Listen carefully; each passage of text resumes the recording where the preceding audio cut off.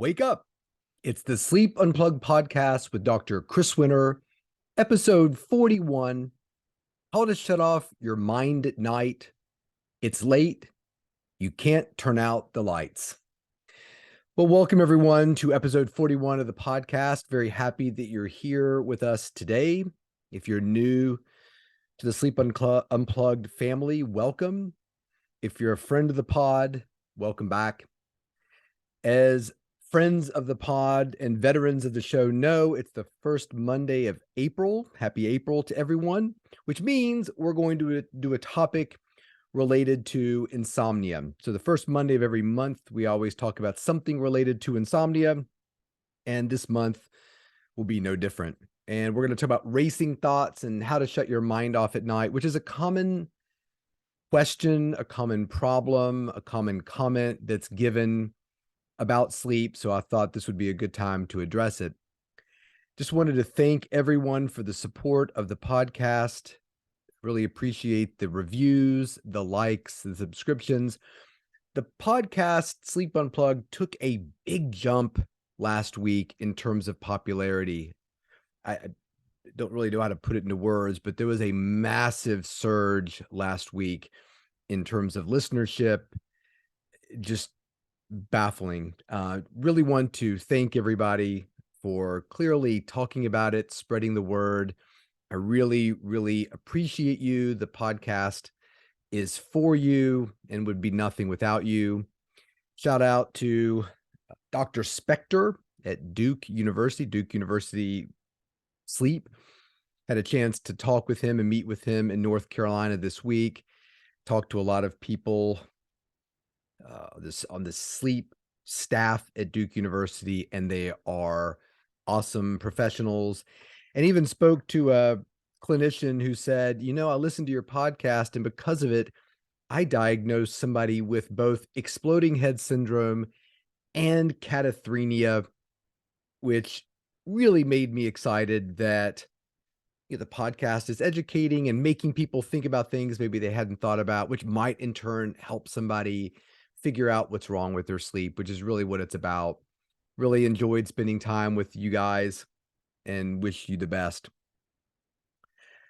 I think what we're going to do is every April, the episode that falls closest to April Fools. Usually, if you listen to the podcast, at this time we take viewer or listener questions or a listener comment or a listener correction. What I want to do is every April Fool's Day or thereabouts, I'm going to read my favorite communications from you, the audience, just ones that have made me laugh or made me think, and we'll do a top 10 every April's Fool's Day. So without further ado, this will serve as the listener communication portion of the show. My top 10 comments from you guys. First was from Nian Tran. He said, I'm a 11th grade student from Woodville High School in Australia, currently studying a subject called research project. That's the subject. It's called research project. The topic I'm doing is how do different sleep schedules affect a teenager's brain, their ability to take in new information and consolidate those memories. I've listened to your podcast, Sleep Tips for Teenagers, on Apple Podcast. I'm very interested to find out more about this specific issue. This is so exciting to me that there is an Australian junior somewhere out there who's listening to this podcast and is so inspired by it that he's doing a research project at Woodville High School. So this is a message to the Woodville High School administration. Nian Tran gets an A. I'm grading his project now, A+ for you. Really appreciate you listening. Number 2, a comment from Barry Thomas wrote, I don't know what the hell that drink is you're drinking, but it looks delicious. So this was a post I put on Instagram. By the way, if you want to follow the show on Instagram, it's Dr. Chris Winter. So if you scroll down there, you'll see me with a big drink in my hand when I was in Puerto Rico. And that really cracked me up. Comment number 3, since you drank alcohol on the alcohol podcast, what do you have planned for the sleeping naked episode? Number 1, great idea for an episode. And number 2, all options are open for that. So there may be some clothing ambiguity in that episode when it's recorded. I really appreciate it. That is a hot topic. It went right into my list of future episodes, somewhere below REM behavior disorder, but we will hit it. Comment number 4. So if you watch the video on YouTube, so we have a YouTube page, Sleep Unplugged, and I post all the videos that I record on there. So episode 39, the episode from narcolepsy treatments, I was actually in Florida at the time, recording it at another individual's home. It was really, really hot in the house, and it had been an extremely busy day. I'd been working with a baseball team when I was down there. And the comment cracks me up because I'm clearly sweating in the episode.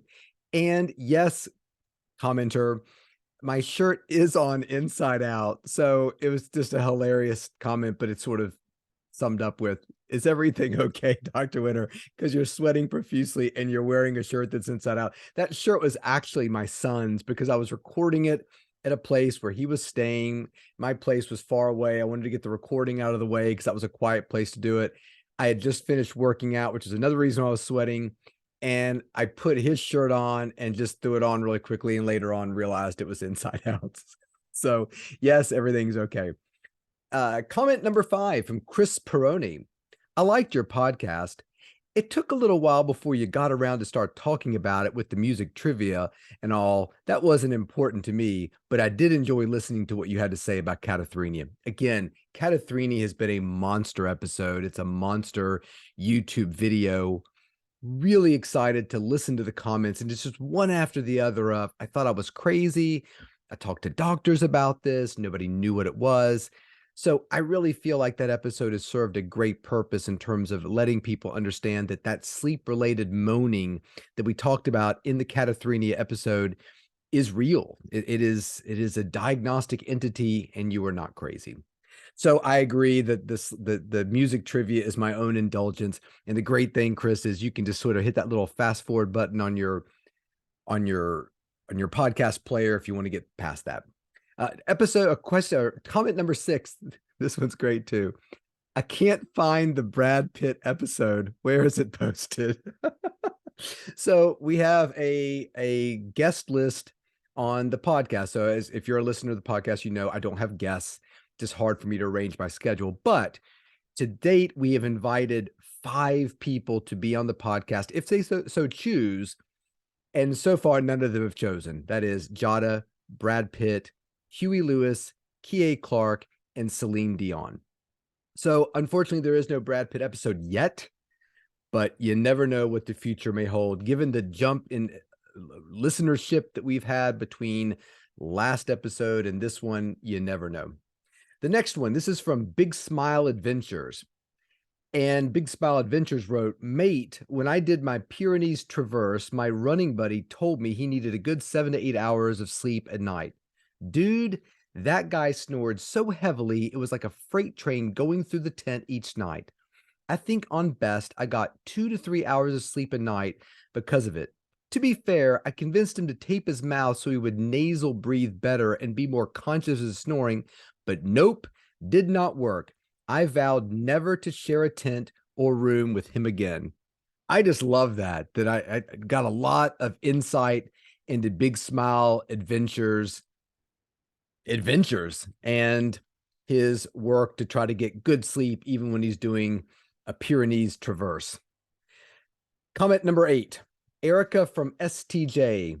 She writes, snoring is the sound of our partner bragging that they are sleeping when you are not.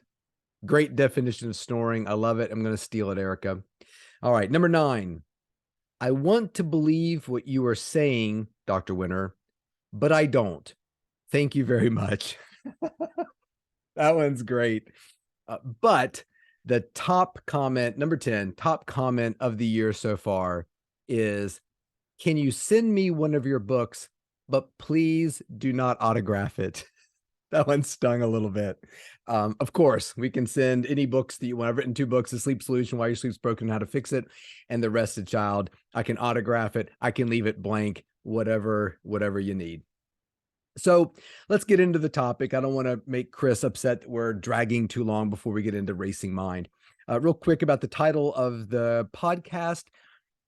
It's late. You can't turn out the lights. That is a line from the 1977 Queen song, It's Late, from the album News of the World. That was their sixth studio album, again, released in 1977. Most people know that album because it had We Are the Champions and We Will Rock You. Songs 1 and 2, just monster songs. The great thing about News of the World was it was released in 1977. It's sort of as the punk rock movement was peaking, the Clash and all these groups were coming out. And really there was a lot of disdain for the progressive rock movement and the big theatricality of groups like Queen. So when Queen came into the studio to put their sixth album together, it was very much stripped down. And one of the first songs they recorded was It's Late. And I love this song. It's one of my favorite Queen songs ever. I don't think it gets the play that it deserves. It starts off very slow and then is big kind of hard rock choruses and amazing harmonies, and just think it's fantastic. The whole album got a 2.5 stars out of 5 from Rolling Stone at the time. And Rolling Stone has since come back and said, we really kind of misjudged this album. I also want to give a shout out to Brian May, who wrote the song. It's been a kind of a cryptic, what this song is about has always been very debated among Queen fans.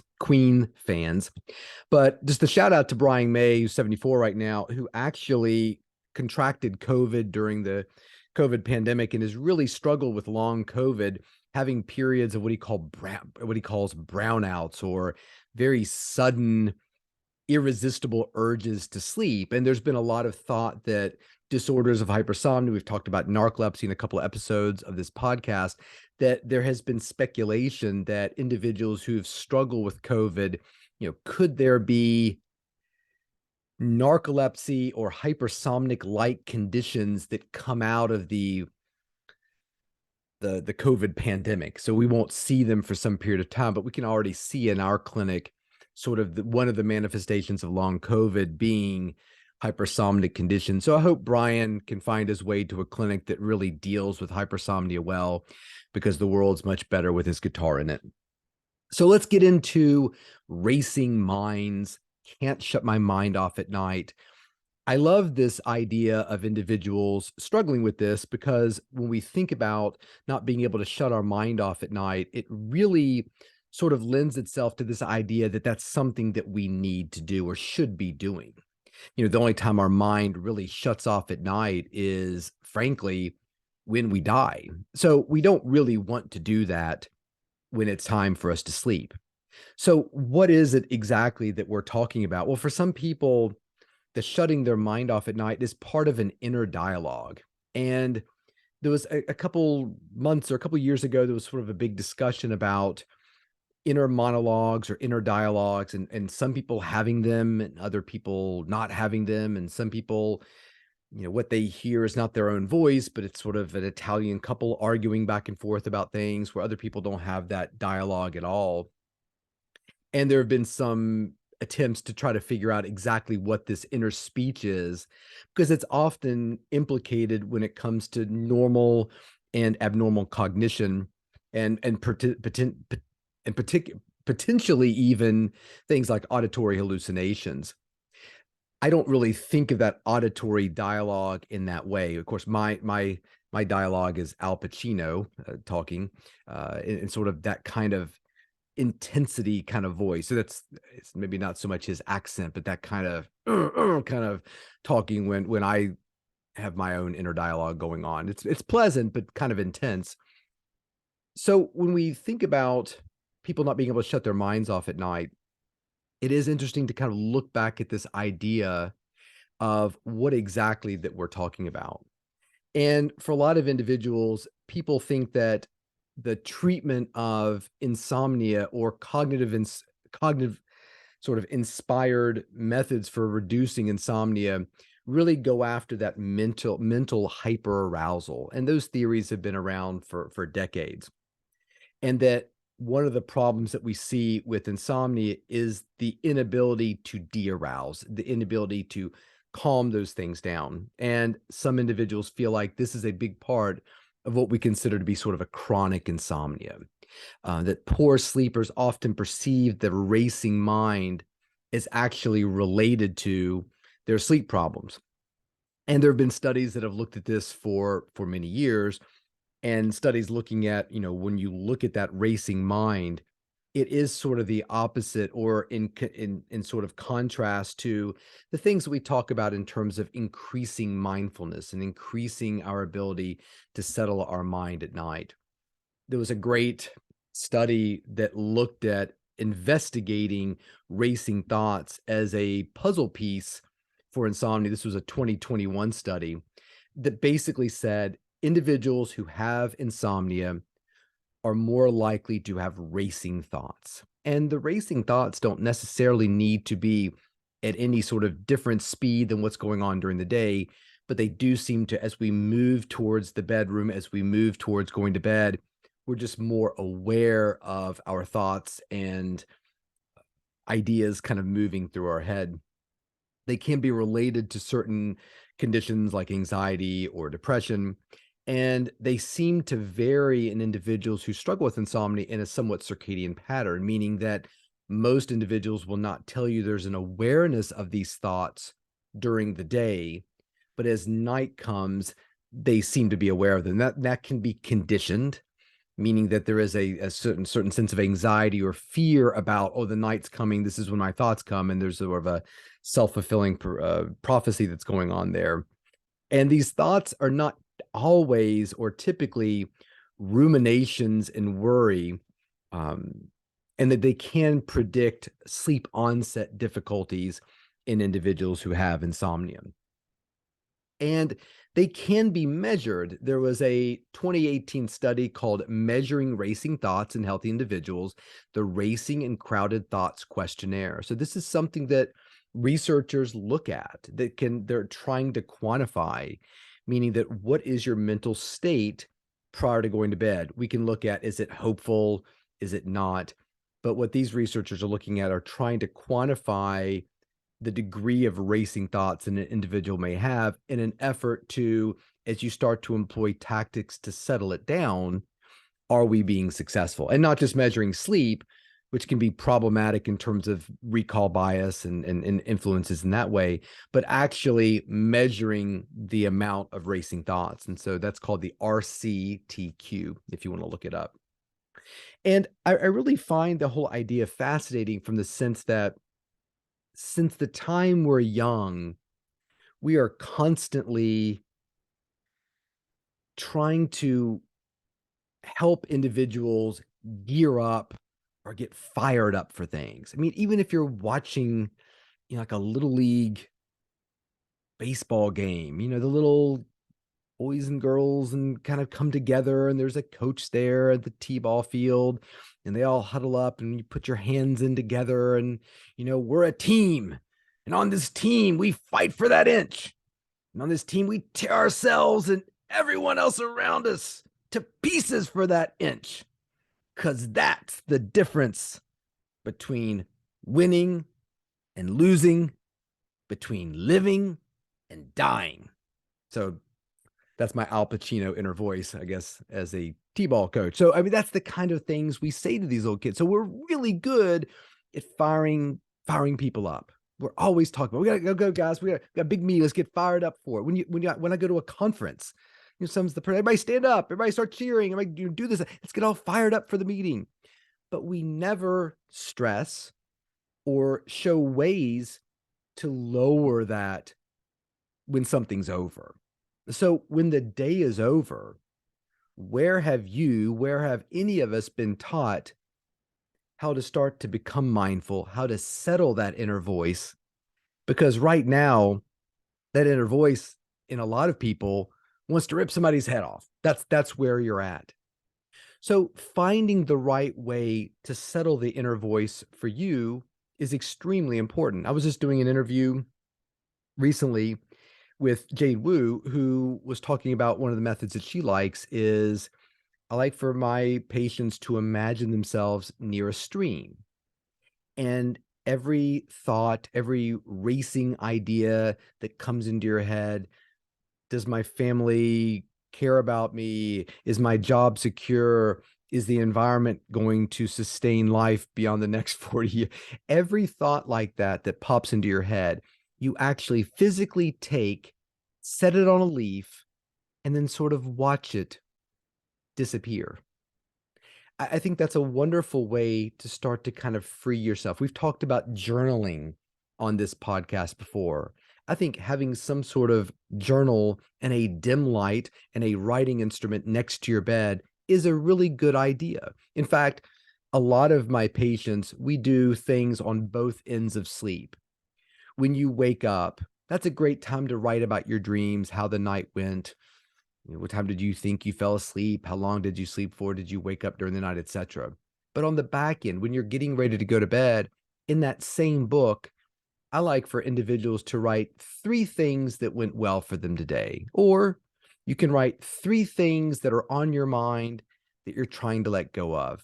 And just because you've turned the light out doesn't mean you can't turn it back on again and write a few more things down in the book if you need to. If that makes you feel more settled, if it helps you to let go of the thought, I think it's a great idea. I've talked about the wooden rhinoceros on the side of my wife's bed. If she has a racing thought in her head, oh my gosh, I haven't gotten the kids' Easter baskets together. And she just knocks the rhinoceros off the table. And the next morning, when she sees it on the ground, it reminds her, I need to deal with the Easter baskets. So just the act of knocking the rhinoceros off of the table does a fantastic job of helping her let go of that thought. So this is something that takes practice. You have practiced to this point in your life, getting to a place where you are really good at escalating that dialogue. And that dialogue is often going to make it difficult for you to initiate sleep. Not impossible, but more difficult. And again, this dialogue that's going on, these racing thoughts are part of a bigger system in our brain that we rely on. For the greatest sleeper in the world, a person without that inner dialogue, we rely on that if that individual gets into bed and smells smoke and hears the crackle of fire, that their mind starts to race, overcomes the urge or the drive to sleep.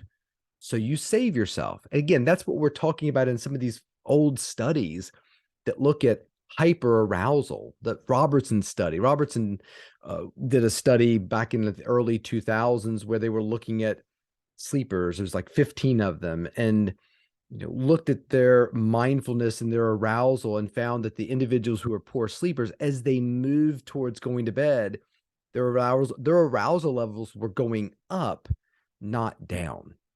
So it's all about harnessing that and changing that. And one of the things that I want to sort of leave you with is one of my favorite tools for dealing with this. So if you're watching the YouTube video, you can see I've put a little headband on. If you're not, it's okay. Imagine me with a hard headband. I'm taking this one off, and there's another one that's a soft headband. So what I put on now is a device called Muse. And so the headband is holding a little plastic piece right in the center of my forehead. It's very comfortable, barely know it's there. And the little piece, when you activate it and turn it on, is now measuring my brain activity. So right now, in my frontal lobe, there's electrical activity, and this device is attempting to measure that. And I've seen similar devices that at science fair museums, you can put them on and control little soccer balls based upon the relative amount of activity going on in your brain. So what I like about these kinds of biofeedback devices, unlike a Calm app, unlike a bedtime story, unlike some sort of guided meditation, which this is in part, is that all those things are one directional. Okay, I want you to close your eyes, let go of any negative energy. These are the kinds of comments that are often told. And for people who are well versed at meditating, this can allow them to get right where they need to be. For some people who are not in that sort of practiced meditative state, there's a sense of, I don't know if I'm doing this right. I'm sitting here, is this working? I don't know. So with this device, when you turn it on, what you do is you pair it with your phone. And my phone, I've got my little AirPods, so you can put those in. And so now what I can hear is I hear the sound of an individual giving me instructions. And the instructions are basically telling me to get ready to, I got this upside down, getting ready to meditate. And once it starts, I'm going to hear the sound of water, or like the ocean. And as I quiet my mind and enter into the meditation and listening to the ocean, if I can make the sounds of my brain quiet, then I am actually going to make the sound of the ocean get quiet. So I'm getting real-time feedback about my brain activity. So I can choose how long I want the session to go. I usually choose a little 3-minute session. And at the end, you get a wonderful printout on your device of exactly what your brain activity looked like. So when you open up the little Muse, it keeps track of all of your sessions. And when I look at my session, I'll find one here, the one that I recently did. You actually get a score. So here's a recent one. And you can see there's my brain activity if you're looking at the YouTube. So if you're listening to the podcast, what you're actually seeing is a little line crossing a span of 3 minutes. And the higher the line is, the more active my mental activity was. The lower the line is, the more settled. And I got a score, and this was 79%. And it said I was calm. And if you're really keen, you can see these little birds underneath it. If you can sustain your mental state at a low place for a long period of time, you'll hear a tiny little bird chirp in the background. What I love about this is it teaches that mindfulness, that shutting your mind off, quieting the voice, is a skill that you can improve upon. It's not static. This is something that you can learn to be better at.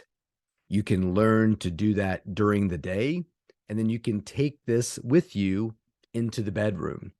And I may have talked about this before in the podcast, but the best person that I've ever seen do this for the first time they did it, she scored a 94%. She was a WNBA player. And when she was done, I said, wow, you were really good at that. How did you do that? And she said, well, I just imagine myself in an empty gym and I'm shooting free throws. Nobody's there. Somebody I can't see throws me the ball. I catch it. I shoot the free throw. It goes in. I catch another ball. I shoot it. It goes in. And I imagine that process in great detail. And I said to her, what made you think to do that? And she said, I don't know. It's something I've done ever since I was a kid to fall asleep. So I love the idea that she's figured out a way to drown out the voice.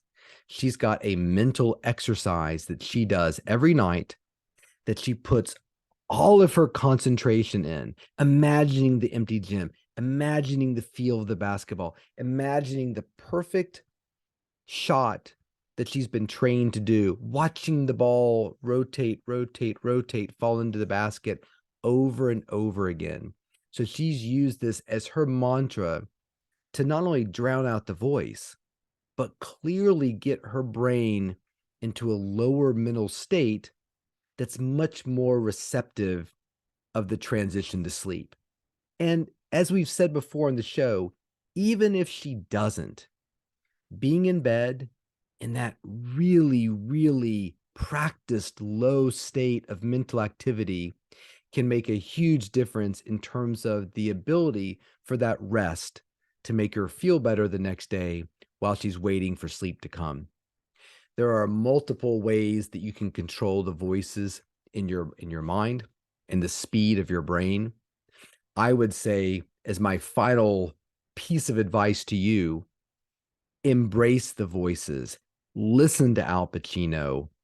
Don't try to run away from it. It's not something to be feared. It's something that we can learn from. It's something that we can control. And ultimately, it is something that is not going to prevent you from falling asleep, because as we've said many times on the show, not sleeping is a physiological impossibility. So that's it. Racing minds, how to shut your mind off at night. Thank you very much for joining. Thank you very much for the support of the podcast. We're down to our last few hats. If you'd like to order a podcast hat, just DM me on Dr. Chris Winter Twitter, Dr. Chris Winter Instagram. There's a picture on my Twitter account if you'd like to see what it looks like. We may order more. We'll see what the demand is after the last two have sold. Appreciate your support. Wear them with pride. Send me a picture of yourself in the hat. Love to see it. To follow me on social media, again, Dr. Chris Winter Twitter, Dr. Chris Winter TikTok, Dr. Chris Winter Instagram. You can find our show on YouTube at Sleep Unplugged Podcast. It's on there. Just type in YouTube Sleep Unplugged and all the episodes will pop up. My books are The Sleep Solution, Why Your Sleep's Broken and How to Fix It, as well as The Rested Child, Why You're Tired, Why Your Irritable Child May Have a Sleep Disorder and How to Help. Thank you very much for joining the show. Again, really appreciate subscriptions, reviews, follow us. Really, really appreciate that, and all that helps. Until next week, everybody, sleep well.